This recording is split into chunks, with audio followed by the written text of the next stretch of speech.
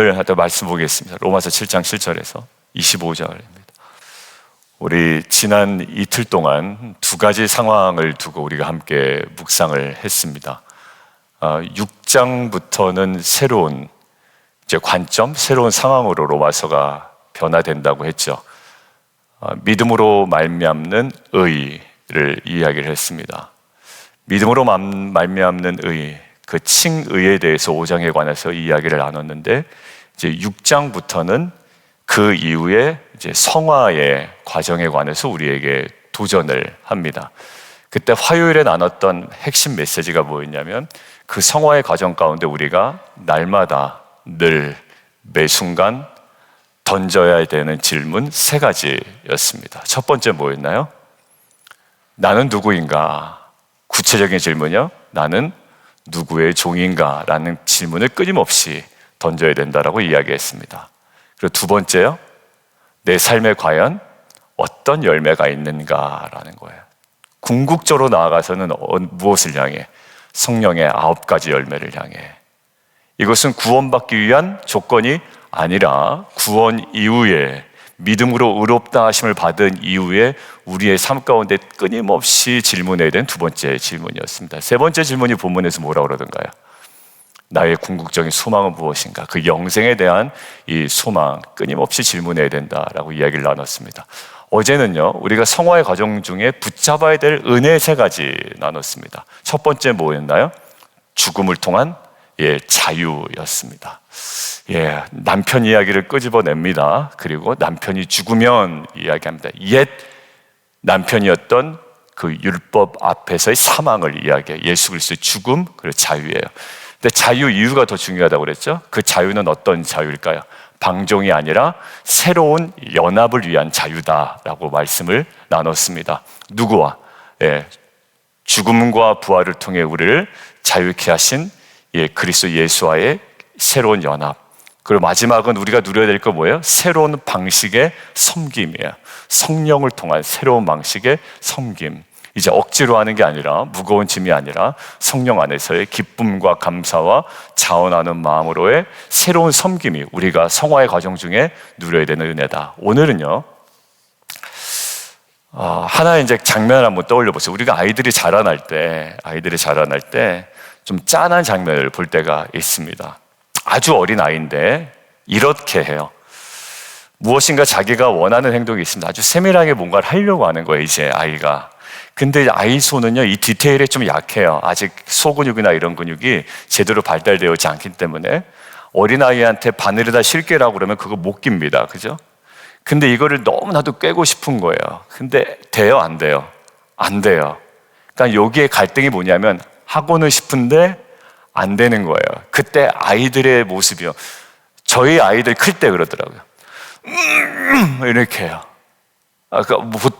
다른 분들, 성도님 자녀들 어떤지 모르겠는데, 본인이 원하는 게 있는데 뜻대로 되지 않을 때 아이 할 수 있는 게 얼굴 빨개지면서 주먹을 쥐고 힘을 주는 거예요. 그러니까 괴로운 거죠. 너무 하고 싶은데 이게 안 들어가는 거예요. 신앙생활이 똑같다는 생각이 오늘 본문을 보고 들었어요. 주일 예배 때는 결단하고 은혜 가운데 눈물 흘려요. 그런데 한 주를 살아가다 보면 또 넘어져요. 근데 은혜가 없을 땐 그러나 보다 했는데, 은혜가 있는 우리에게서 어떤 마음이 드냐면, 왜 이렇게 여전히 부족하고 정말 구원받은 게 맞냐? 아니면 죄 앞에 자꾸 무너지게 되는가라는 생각을 끊임없이 할 수밖에 없어요. 그게 일반 사람들의 생각이 아니라 오늘 사도 바울도 똑같은 고민을 지금 하고 있는 겁니다. 후반부에. 너무 하고 싶어요. 그렇게 하고 싶은 마음도 있어요. 내 마음에 그 법이 있단 말이에요. 은혜의 법이. 근데 또 안 돼, 제대로. 그러니까 아까 얼굴 빨개지면서 하고 소리 지르지는 못하고 얼굴만 시뻘개졌던 이 어린아이처럼 괴로운 거예요. 자, 그러면 성화의 과정 속에 칭의 이후에 완전히 사람이 180도 변하는 건 아니거든요. 잠깐 변하는 것 같다가 또 옛날 모습도 돌아오거든요. 가만히 보면 그 말 하나하나에 좀 이상한 것들도 보이거든요.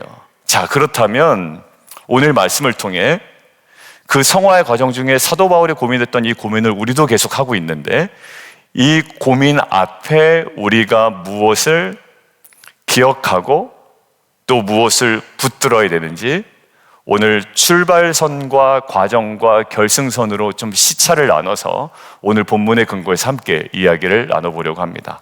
자, 첫 번째요. 칭의 이후의 성화의 과정 중에 있는 우리 성도들이 실존적 고민이 있단 말이에요. 그때 무엇을 출발선에서 붙잡아야 되는지 첫 번째입니다.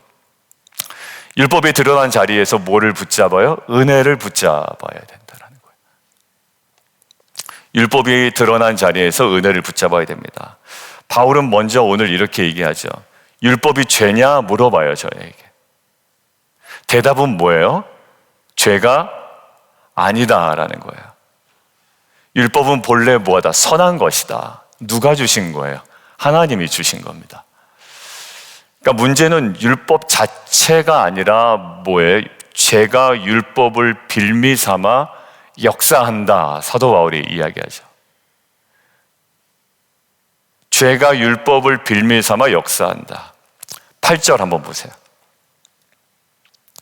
죄가 기회를 타서 다시 계명으로 말미암아 내 속에서 온갖 탐심을 이루었다. 그러니까 각양각색의 탐심을 이루었다라는 거예요. 이 탐심은요, 하나님을 거스르고 자기중심적으로 살고자 하는 왜곡된 욕망이에요. 욕망 자체는 하나님께 주신 거예요. 근데 이 탐심이라고 하는 것은 하나님을 거스르고 자기중심적으로 주도해 나가려고 하는 왜곡된 욕망. 그 창세기에 딱 아담에게 접근한, 하와에게 접근한 이 뱀의 유혹이 있다, 그렇죠? 하나님처럼 된다. 하나님과 맞먹는다.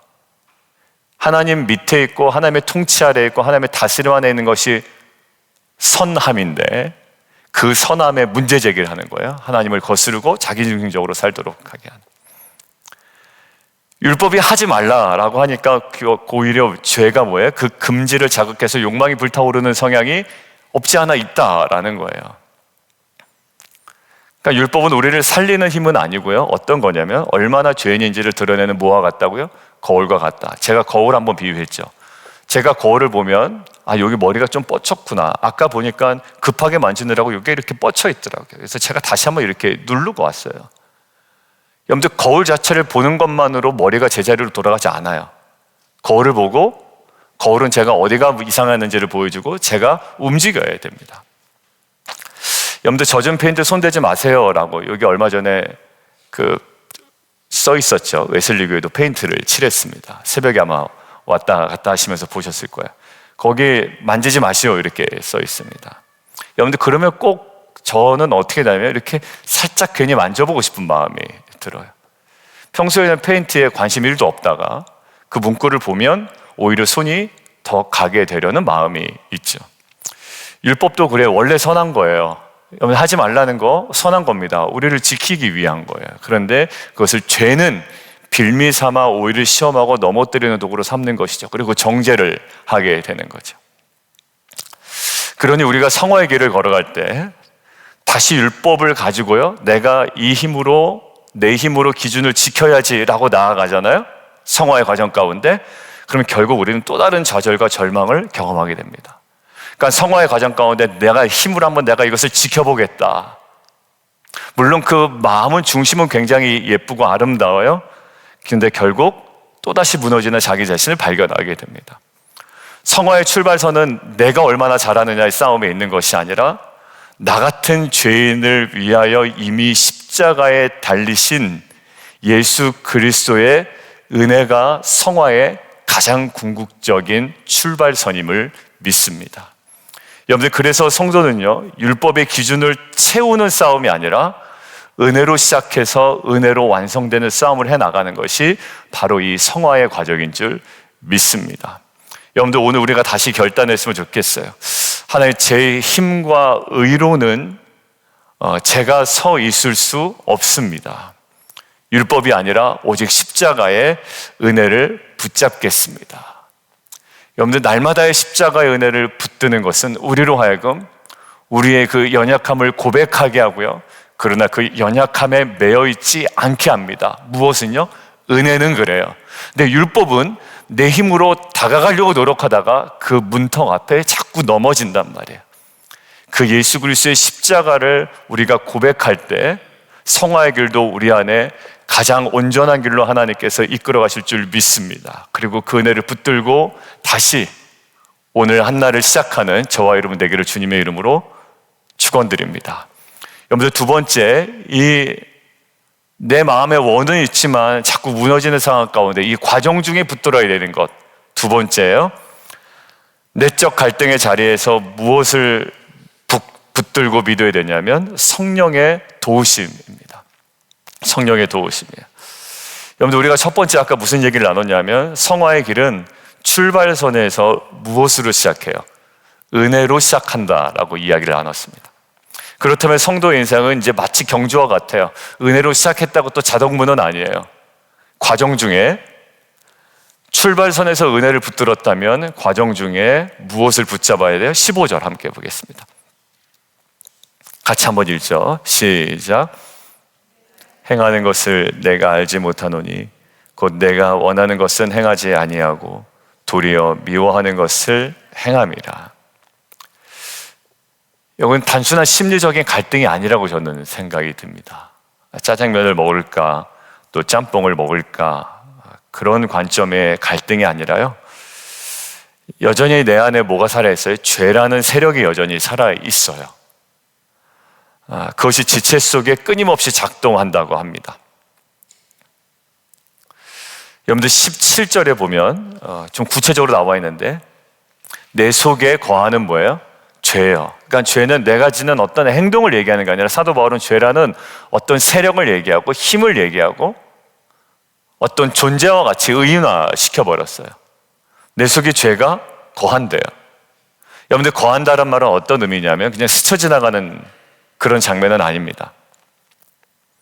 죄가 내 안에 집을 짓고 살아가고 있다라는 표현과 마찬가지. 얼마나 끈질기게 우리 안에 있는지를 우리가 묵상할 수 있습니다. 우리 안에 거하고 있대요. 그런데 바울은 또 이렇게 얘기합니다. 22절 한번 보실까요? 속사람으로는 하나님의 법을 즐거워한대요. 아까 무슨 그림이 있어요? 하나는 죄가 나에게 내 속에 그냥 집을 짓고 계속 거주하는 느낌이었잖아요. 그런데 내 속사람으로 하나님의 법을 즐거워한대요. 이게 바로 중생한 성도의 특징이라는 거예요. 예수 믿기 전에는 하나님의 법이 기쁨이 될 수가 없습니다. 그러나 구원받은 성도는 분명히 마음으로는 무엇을 사모하냐면 하나님의 뜻을 사모하고 그 말씀을 즐거워하는 면이 있어요. 문제는 그 기쁨과 동시에 뭐가요? 지체 속에 죄가 끊임없이 우리를 계속 끌어내리고 있다라는 현실이 우리 안에 있다라는 거예요. 약간 이런 느낌이에요. 여러분, 연 날려보셨어요? 연 날리면 바람이 불어야 됩니다. 그래서 바람에 이제 연을 날려요. 그럼 줄을 잡고 있으면 어떻게 돼요? 연은 계속 둥둥둥 떠오릅니다. 근데 동시에 바람이 또 멈추잖아요? 그 연이 가라앉아요. 그리고 내가 바람이 분다고 둥둥 뜬다고 이 손을 줄에서 놓치면 그 연은 어느 정도 날아가다가 결국 떨어지게 됩니다. 성도의 삶도 마찬가지예요. 성령의 바람을 의지하면 계속 향해요. 근데 내 힘으로는 연을 날릴 수가 없어요. 여러분들, 연을 바람 없이 여러분들이 힘으로 날리려고 한번 해보세요. 이거는 불가능합니다. 달려갈 수는 있어요. 근데 달려간다고 연이 날라지지 않아요. 반드시 뭐가 있어요? 바람이 불어야 돼요. 그 성령의 바람에 내가 붙들고 있어야 되는 거예요. 여러분들, 성화의 과정이 마치 그렇다고 생각이 됩니다. 우리가 의롭게 됐잖아요. 근데 우리가 본질적으로는 법적으로 그렇게 우리가 칭함을 받았지만 여전히 죄성이 계속 남아있다고요. 죄가 내 마음 지체 속에 그냥 살고 있단 말이에요. 근데 성화의 과정은 늘 과정 중에 뭐예요? 성령의 바람에 의지하는 삶입니다. 여러분들, 신앙생활 하면서 이런 갈등 때문에 낙심한 적이 있을까? 왜 나는 늘 제자리 걸음인가? 라는 거예요. 그리고 왜 같은 죄를 반복할까? 근데 기억해야 될 것은요, 그런 갈등 자체가 저는 성령께서 내 안에 역사하고 계시다는 분명한 증거라고 믿습니다. 여러분들, 그렇지 않으면 갈등도 하지 않아요. 그리고 오히려 그런 것들을 그 무엇으로 포장하면 의미도 없는 조직신학 몇 마디 아는 거 가지고 얘기합니다. 제일 우리가 듣기 싫었던 거 있죠. 과거, 이제 현재, 이제 미래, 이제 다 하나님께서 사하시니까 괜찮아 라는 말로 위로 아닌 위로를 막 해대는 분이 있어요. 여기는 물론 연약한 지체에 관해서 그것에 대해서 감싸줄 분명한 우리의 의무는 있습니다. 그러나 우리가 어떠한 존재인지는 정확하게 알려줘야 돼요. 오늘 뭐냐면, 죄에 무감각하다면 갈등조차 없죠. 그저께 월요일 날 남성들하고 모이는데 이제 한 분의 나눔 속에 이런 거예요. 목사님이 로마서 묵상하다 보니까 믿음에 관해서 이렇게 계속 나오는데 자신의 믿음을 돌아보지 않을 수가 없었다라는 거예요. 근데 믿음이 예전에 조금 좋았던 것 같은데 지금은 이렇게 좀 별론 것 같다네, 자기 믿음이. 그래서 그게 묵상하다 보니까 어떤 마음이 생기냐면 괴롭다라는 거예요, 자기 믿음이. 근데 그때 지금과 똑같은 말을 했습니다. 집사님, 그 믿음으로 인하여 괴로워하는 것 자체가 이미 집사님의 믿음이 회복되고 있다는 저는 증거라고 믿습니다. 분명한 지향점을 보여줘야 돼요. 그 자체에 대한 위로도 되잖아요. 거기다 대고 과거에 이제 미래에 이제 현재 이제 다 괜찮습니다. 아니에요. 그 자체가 우리로 하여금 믿음이 있다라는 분명한 증거고요. 이것이 발판 삼아 어떻게 돼요? 얘기했잖아. 자유를 얻었어요. 근데 자유를 얻었는데 뭘 해야 될지 모르겠는 거예요. 내 삶의 방종으로 가는 거예요. 근데 그때 새로운 깊은 연합으로 가고, 오늘도 보세요. 어제도 보세요. 깊은 연합 속에 이제 누려야 되는 세 번째가 뭐였냐면 새로운 방식의 섬김이에요. 그게 바로 뭐지? 성령이잖아요. 그러니까 성화의 과정 중에 우리가 붙들어야 되는 은혜이기도 하고, 우리가 이 실존적인 고민 앞에 서 있을 때 우리가 반드시 기억해야 되는 일이에요. 놓치면 안 돼요. 성령의 바람을 통해 성령이 나를 붙들고 계신다라는 이 사인. 여러분들 과정 중에 넘어질 수 있습니다. 그러나 그 순간에도 포기하지 않아요. 왜냐하면 내 힘이 아니라 성령께서 도우시고 또 우리를 붙드시며, 로마서 나중에 본문에 보면 성령께서 말할 수 없는 탄식으로 우리의 다하지 못한 기도도 도우신다고 얘기했습니다. 그러니까 성화의 과정 중에 우리가 출발선에 붙들어야 되는 건 전적인 은혜예요. 두 번째 뭐예요? 성령의 바람입니다. 성령의 바람. 갈등 가운데 낙심하지 아니하고 성령의 바람을 철저하게 의지하며 살아가는 저와 여러분의 은혜의 한날 되기를 주님의 이름으로 축원합니다.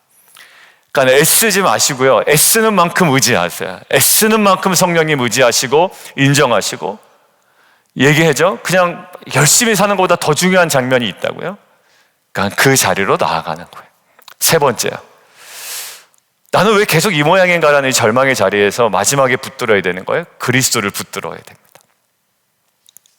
출발선에서 무엇을 붙들어요? 은혜를 붙들고, 과정 중에는요, 성령의 도우심을 믿으며 달려왔다면 이제 마지막 결승선에서는 우리가 끝까지 붙들어야 될 것이 있는데, 이게 바로 예수 그리스도, 바로 그분 자신이에요. 24절 함께 읽어보겠습니다. 24절이요. 시작. 나는 공고한 사람이로다. 이 사망의 몸에서 누가 나를 건져내랴. 여러분들, 곤고하다라는 말은요, 비참하다, 절망적이다라는 뜻이거든요. 바울도 이 싸움에서조차 자신의 무력함을 여지없이 고백한 거예요. 그러니까 이 싸움에서 자기 자신의 상태는 어떻다? 비참하다라는 거예요. 절망스럽다. 근데 이 절망의 고백이 끝나자마자 25절에 어떤 이야기가 있냐면, 같이 한번 읽습니다. 시작. 우리 주 예수 그리스도로 말미암아 하나님께 감사하리로다. 그런즉 내 자신이 마음으로는 하나님의 법을, 육신으로는 죄의 법을 섬기노라. 여기에 감사하리로다라는 거예요. 뭘 그렇게 감사할까요? 자신이 비참하고 절망적인 상황을 깨달을 수밖에 없는데 뭐가 그렇게 감사하냔 말이에요. 여기서 감사는요, 단순히 고맙습니다라는 인사 정도의 수준이 아니라 하나님의 은혜를 선포한다, 은혜를 높인다라는 말이에요. 우리로 감사합니다라고 번역이 되어 있지만, 그러니까 절망의 끝자락에서 추상적인 개념이 아니라 바울은요, 구체적인 인격으로 오신 누구를 지금 붙들고 있냐면 예수 그리스도를 붙들고 누구에게 감사하고 찬양하고 은혜를 높이고 있습니까? 하나님을 향해 높이고 있다고요. 거기에 중간에 누가 있어요? 예수 그리스도 자신이 있다고요. 이제 마라톤 제가 이제 가끔 이야기하죠. 달리기 마라톤 얘기는 워낙 많이 했고, 최근에 이제 성도들과 계속 달리고, 주말에 달리고, 또 나름대로 간증도 있어요. 또 한 몇 주 안 되는데 그냥 간증들이 있어요. 여러분들 마라톤을 달리는 선수가 결승선을 앞두고 모든 힘이 다 쓰러질 것 같아요. 저도 이제 풀코스 3번 정도 나갔을 때 항상 35km, 뭐 빠르게는 30km부터 이제 그만두고 싶다라는 마음이 강하게 듭니다. 뭐 다리도 내 다리도 아니고요. 그냥 이거 내 왜 하나 싶기도 하고 아무 생각도 없어요. 근데 거의 결승선에 좀 다가게 되면 한국 같은 경우에는 그 잠실 주경기장 메인 스타디움으로 들어가는 대회들이 있거든요. 그 메인 스타디움에 가족들이 기다리고 있습니다. 이렇게. 근데 가족들이 딱 있는 순간, 뭐 저희는 가족들이 기다리진 않았어요. 저 혼자 뛰고 들어갔습니다만, 그럼에도 불구하고 수많은 사람들이 스타디움에서 거기서 박수를 쳐주고 있어요. 한 명 한 명 들어올 때마다. 여러분들 이상하죠? 다 쓰러질 것 같고 힘들고 못 해먹겠다고 이제 버스 타고도 싶은 마음이 있었는데, 그 메인 스타디움에 딱 들어가는 순간 어디서 났는지 모르게 힘이 딱 나요. 근데 뭐일까요? 공기가 다른가요? 아니면 제가 무슨 몸이 회복이 됐나요? 아니요, 거리는 더 뛰었고요. 아니요, 공기는 전혀 다르지 않아요. 왜 그럴까요? 누군가가 거기 있어요. 히브리서에도 그러죠. 우리가 수많은 경주를 하고 있지만 허다한 무리들이 우리를 위해 뭘 하고 있다? 응원하고 있다라는 거야. 여러분들, 성도의 결승선에는 율법의 채점표가 기다리고 있는 게 아니에요. 너 얼마나 잘했냐라고 기다리는 게 아니라, 성도의 결승선에 누가 기다리고 있냐면 예수님께서 우리를 환하게 기다리고 계신 줄 믿습니다. 우리의 수고도 알고요, 우리의 넘어짐도 알고요, 우리의 과정이 이럴 줄 다 알고 계셨어요. 제가 칭의의 과정 이후에 영화로 불쑥 옮겨가지 않을 거라고 알고 있었고, 성화의 과정 중에 저와 여러분처럼 사도 바울처럼 갈등할 것도 너무나도 잘 알고 있었고, 주춤주춤 거릴 것도 잘 알고 있었습니다. 근데 결국 이 모든 것들이 지나가면 거기서 누가 기다리고 계시냐면 예수 그리스도께서 기다리고 계세요. 야, 너만 그런 거 아니다, 그래도 참 수고 많았다라는 그 주님의 격려와 따뜻한 품이 우리를 기다리고 계신 줄 믿습니다. 여러분들, 마지막으로 붙들어야 될 거 뭐냐면 우리의 찬양 가사예요. 예수 열방의 소망이라고 했던 것처럼 주님만이 뭐예요? 소망이요. 주님만이 반석이라. 주님만이 뭐예요? 우리의 승리이십니다. 우리가 지금 넘어질 수 있죠. 지금 엉뚱한 길로 갈 수가 있습니다. 그것 때문에 괴로워할 수 있어요. 그런데 그 상황을 너무나도 잘 알고 있어요. 다 알아. 너의 칭의 이후에 갈등할 것도 알고 있었고, 고민할 것도 알고 있었고, 거기서 주춤주춤 거릴 것도 알고 있었어. 그런데 마지막 결승선에선 그 모든 것들을 용납하고 수용하시고 우리를 받아들이시고 안아주시는 주님이 기다리고 계시다라는 거예요. 여러분들, 수없이 절망합니다. 내가 목회자인데 왜 이러고 있나? 리더가 왜 이러고 있나? 장로인데, 권사인데 나 뭐하고 있는 거야? 여러분들은 정말 끝났다, 안 되겠다 나는, 이렇게 생각할 때가 있죠. 근데 그 절망의 자리에서 끝까지 누구를 붙들어요? 예수 그리스도를 붙들어야 됩니다. 그분은 우리를 기다리고 계실 뿐만 아니라 그분은 우리를 위하여 십자가에 달려 돌아가신 분이에요. 그분은 그냥 우리를 너무 사랑하신 분이에요. 그래서 그냥 죽기로 결정하신 분이에요.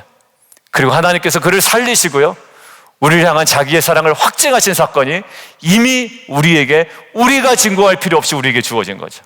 제가 말씀드렸죠? 우리는 증거하는 자가 아니라 그 은혜를 누리는 자라라고 이야기했습니다.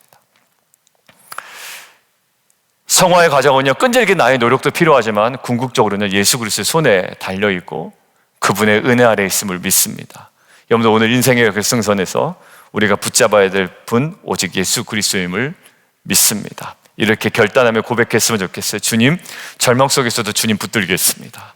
주님이 내 삶의 마지막 끝이시고 제 승리의 보장이시고 주님만이 소망이시며 주님만이 반석이시고요, 정말 승리의 근원 되십니다. 이 고백이 우리 모두의 고백이 되기를 주님의 이름으로 축원합니다. 함께 좀 기도하죠. 이 시간 함께 좀 기도하며 나가도록 하겠습니다. 우리가 살아가는 이 신앙의 길이 쉽지 않습니다. 그렇지만 오늘 말씀처럼 출발선에서 은혜를 붙들고 과정에서 성령을 의지하며 결승선에서 오직 예수님을 붙드는 성도 되게 해달라고 우리 함께 좀 기도했으면 좋겠습니다. 특별히 여전히 죄와 싸우며 낙심하는 지체들이 있다면 주님 그 마음을 위로해 주시고 성령의 바람으로 다시 세워 주옵소서. 우리의 가정과 교회가 이 은혜와 능력을 함께 누리며 우리에게 주어진 이 성화의 길을 달려가게 해달라고 이 시간 간구했으면 좋겠습니다. 우리 이 시간 주님 이름 한번 부르고 함께 기도합니다.